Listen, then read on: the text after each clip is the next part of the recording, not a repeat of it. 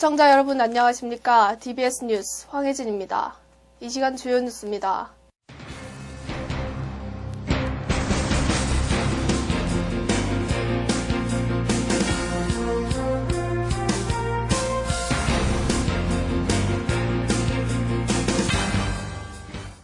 국토교통부는 불합리한 주택 건설 규제를 정비하고 수요에 맞는 아파트 건설을 유도하기 위해 아파트 단지 내 유치원, 경로당 등 주민 공동시설에 대한 주택 건설 기준 등에 관한 규정 규칙 개정안을 24일부터 입법 예고한다고 밝혔습니다. 이로써 아파트 규모에 따라 주민 공동시설을 반드시 설치할 의무가 없습니다.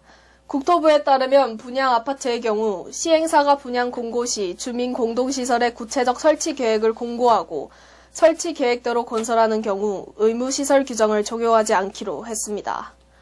국토부 관계자는 주민 구성을 기반으로 사업주 판단에 따라 이용률이 낮을 것으로 예상되는 시설은 짓지 않아도 되게끔 한 것이라며 총량 면적 기준은 계속 적용되어 주민 복리를 위한 시설의 전체 규모가 줄어들지는 않는다고 말했습니다.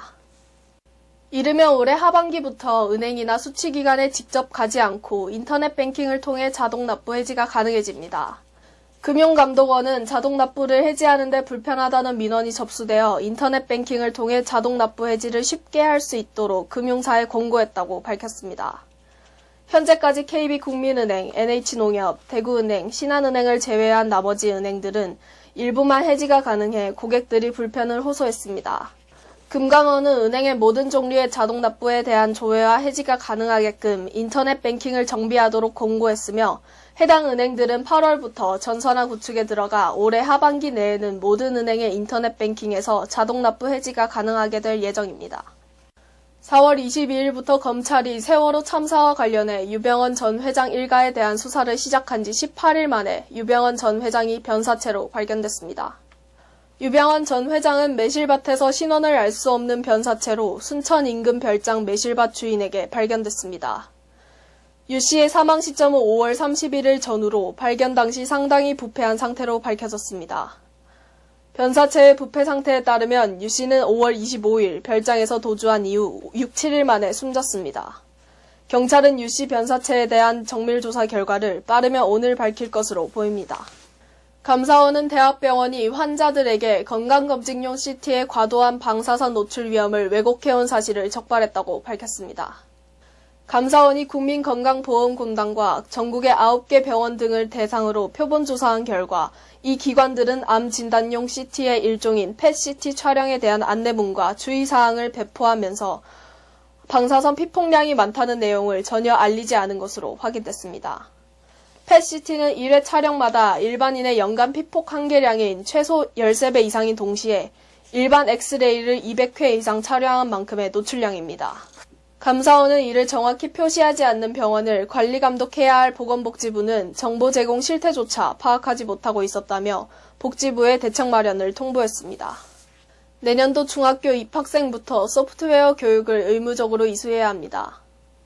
23일 미래창조과학부, 교육부 등 관계부처는 소프트웨어 중심 사회 실험 전략 보고회를 열고 소프트웨어 확산 전략을 제시했습니다.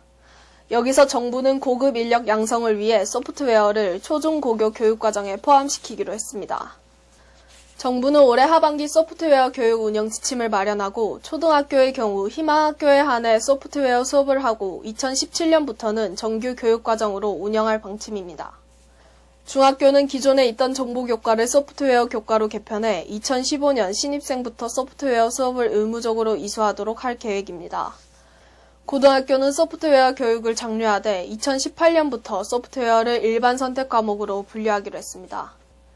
수도권 광역버스 입석 금지 조치에 따른 좌석난 완화책으로 버스 구조 변경이 있을 예정입니다.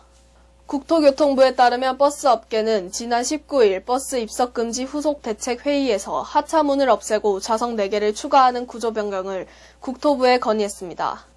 수도권 광역버스는 출입문이 2개 달린 42인승이 표준이며 좌석을 늘린 후 46인승이 되면 총 40인승이 늘어나 버스 한 대가 생기는 효과를 낼 수 있습니다.